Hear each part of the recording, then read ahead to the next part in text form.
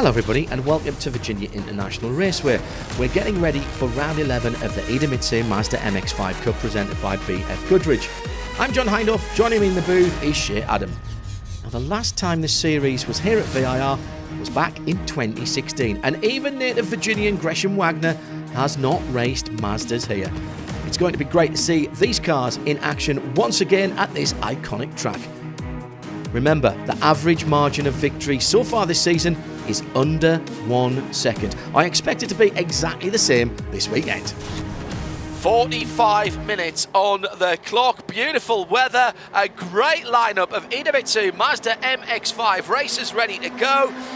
The IMSA team managers always watch this race, so do the drivers.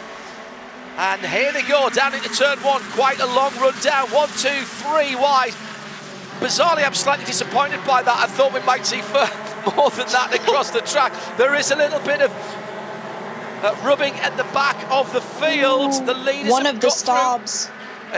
Yes, one of the Staub racing cars at the back of the field that went around there. I think it was David in the 36. I might be wrong because I thought Rossi Lee was in there as well on the 48 car at the front of the field then in Fastnacht. The number 15 car in that replacement car after he had the incident in his own machine. An extraordinary way to do this. We've seen Aiden's had the pace, Shea, this year.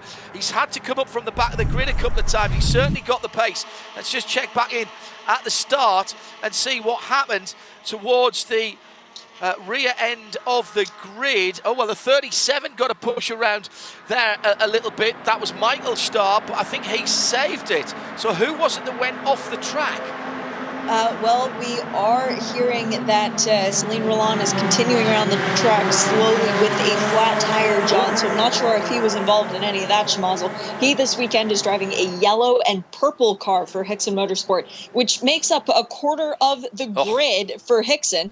And for Celine, he is the only non-rookie, but there is some significant damage to the right front of the 39 machine as well. That's Jean Jadouin, who's had a very strong season so far for Macombi Maculay Racing. That's terrible luck for him. We come to the line and it's very close indeed between Matthew Dirks in the 76, the olive grey car, as they go through and round the outside. Gresham Wagner in the number 5 tries to go through. That would be a marvellous move if he can make that. We're still under green flag. 1, 2, 3 wide across the line behind the leading quartet. Fastnacht, Dirks, Wagner, Zilich, Thomas, Cornet, McGee, Johnson, Opalski right in there as well. Max, another one of the rookies, and almost inevitably we have a little side-by-side contact, but nowhere near Shea as destructive as it was the first time around.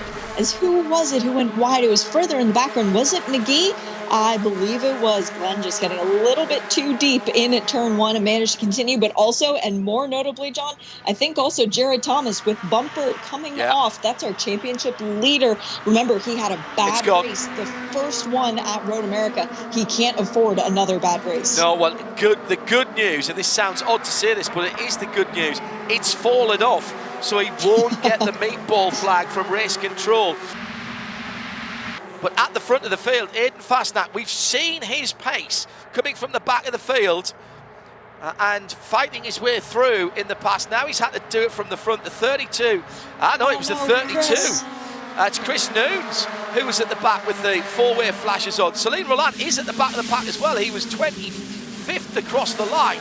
So let's see how he comes through for Hickson. There's some big names, Shea, who've had problems earlier on. Little nudge on the number 2 car, that's Max Opalski. Oh, and a bit of a wiggle from Aiden Fastnacht coming through Oak Tree Corner. It just gives Gresham Wagner that little bit of extra push that he doesn't need to try and get to the lead of this race. Now, Gresham Wagner races for Spark Performance. Who was the last Mazda winner at VIR? That would be Nathaniel Sparks, team owner of Spark Performance. I wonder if he gave Gresham any advice. Matthew Dirks fighting his way back through as well. Jensen Altman in the grey car with the fluorescent stripes has lost a couple of positions after making up some 65, pulls out. That's Bryce Cornet in the red car with the white stripes. He's in behind pole sitter Aidan Fastnack, getting a good draft. There are cars in behind him as well. You might not be able to see Max Opalski, but he's there in the black car with the green flashes on it. Still can barely see that car as they come to the braking area at the top of the roller coaster, and up the inside Fastnack is having to defend, and the 65 car goes wide. That's Bryce Cornet, might lose a couple or three positions here. That is how tight it is. Now, just a few moments ago, was there a little bit of bumping and boring? Yes, there was, between Opalski and the number 15. Check that, between the Fastnack and Bryce Cornet as they went into the braking area. Now, across the start-finish line, the leader, Gresham Wagner, with right on his tail, Connor Zilic, and we've got about half of the race still to go. 22 minutes. Zilic getting a little bit of a push through into the lead. Oh, that's marvellous stuff. Little bit of working together there from Zilic and Fastnack. Fastnack bump drafting the Hickson Motorsports car up through the snake into the S's. Quite extraordinary, and they've pulled out a bit of a gap now.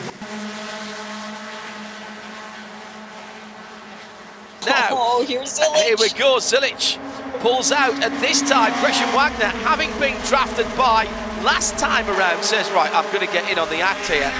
Oh, there's damage to Jared Thomas, the championship leader, on the right rear, the red car, with the yellow rule hoop on that car. And that's an engine. That's an engine that's gone. I just saw a whiff of something. That is so unusual for that four-cylinder motor, and that is a huge, huge detonation for Cornet. There was just a whiff from Cornet's car as they came out of Oak Tree and onto the back straight. We've also got some tyre smoke coming from the 96. Just about maybe 50 yards before it gave way, maybe a bit more. I just saw a whiff, and fast hands Fastnack, we're going to have to call him from now on, because he was punted sideways there from behind and somehow held onto it. The four-way flashes are still on that car. He's challenging Gresham Wagner for the lead. Up the inside, the 51 is Tyler Gonzalez, who has fought his way up from absolutely nowhere in the other black car with the pink stripes on that one. And he's come right through in the Copeland Motorsport car. Then the 72 is Connor Zilic. Yeah. That's what you get, and you only get this kind of racing in Idemitsu Mazda MX-5. And Wagner again immediately tightens his line, goes to the pit wall side, chases the leader. Fastnack leads them out. And brilliant piece! Not anymore. Brilliant piece of drafting by Wagner, helped by Connor Zilic. And Wagner goes back to the lead. He's very confident. He's left the inside open. I don't think that's a good move. It's not. Through goes Connor Zilic, and still in there with the flashes going is in Fastnack. At least it makes it easy to see who he is from behind. This is quality stuff. This series has been an absolute hotbed of entertainment and excitement. Ethan Tyler for Hickson Motorsports in the number 80 has missed his turning point at the bottom of the hill and gone very, very sideways, then backwards.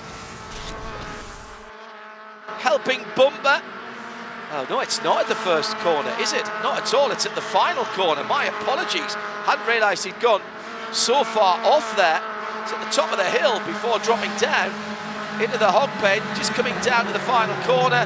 Oh, well, it was a little touch early on, but the spin was induced to Searle all by themselves, and Rossi Lee then goes around, but the Mazdas are built tough, clearly side by side. Further back with Justin Piscatel, the two blue cars, as well as they come to the top of the hill. But Tyler Gonzalez has got pace in that Copeland Motorsport car. He's caught the leading pair.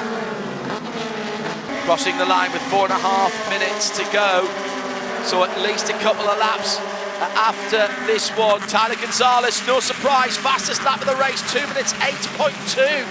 That's a superb lap. He's nearly a second quicker than everybody else, and that's why he's just gone through into second, and he's challenging for the lead. Fastest lap gets points for the championship as well, and points in the championship means potential extra dollars at the end of the season. The top three have gone now.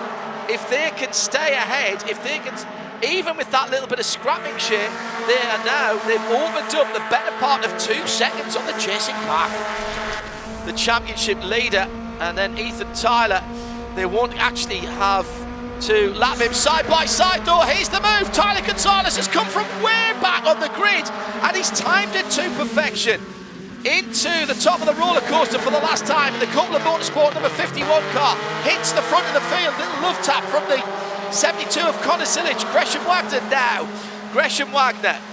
Let's see what line he takes through. Can he drag by and take second or even to the lead? It's been a beautifully judged race for Tyler Gonzalez. He'll win the Hard Charger Award. He's gone a little bit wide. Immediately defends to the pit wall. First, second and third. Another Idemitsu Mazda MX-5 blanket finish. Weaving around, coming to the checkered flag, and Gonzalez takes it for Copeland Motorsport. Connor Sillage in second, Wagner in third. And they were separated by 0.2 of a second. Wagner trying to get up the inside at the end. There was a little nudge as they went to the line. Absolutely outstanding stuff. Not a car's length between the top three as they went across the line. Matthew Dirks comes through to take the best of the McCumbee Macaleer Racing pack. Aidan Fastnack, who led that pack onto the final lap, finishes at the back of his teammates. Our winner, Tyler Gonzalez, by 0.2 of a second, also takes the Hard Charger Award for passing most cars. Let's hear from him now. You know, it was a great race. I love VIR so much. Unfortunate qualifying, you know, we had to start second to last, but fresher tires than the field, we made it work. Copeland boys gave me an amazing setup. It's a great car, so I can't do nothing but thank them. You know, it's spec racing, and here the straightaway is so long, you really got to work the draft, and honestly, it's a lot driver than most series, so we're able to get it done. Brilliant run for the young driver who started second to last and finished on the top step of the podium. Well done to him and his team. Here's the current points after both rounds at VIR. Jared Thomas didn't have a great start the weekend, but has come back and still leads with 3,120 points. Gresham Wagner in striking distance in second. Rookie Connor Sillage in third, just 140 points back. Teammate Celine Roland is fourth, and rounding out the top five, Sam Pearley, 560 points in arrears. The MX-5 Cup Championship will be decided in the final 2 rounds, which is at Road Atlanta as part of the Petit Le Mans weekend, September the 29th and 30th. Join us then. This copyrighted telecast may not be reproduced, retransmitted, or used in any form without the authorized written consent of the International Motorsports Association. We would like to thank all of our loyal fans for your continued support, and we hope you enjoyed today's broadcast.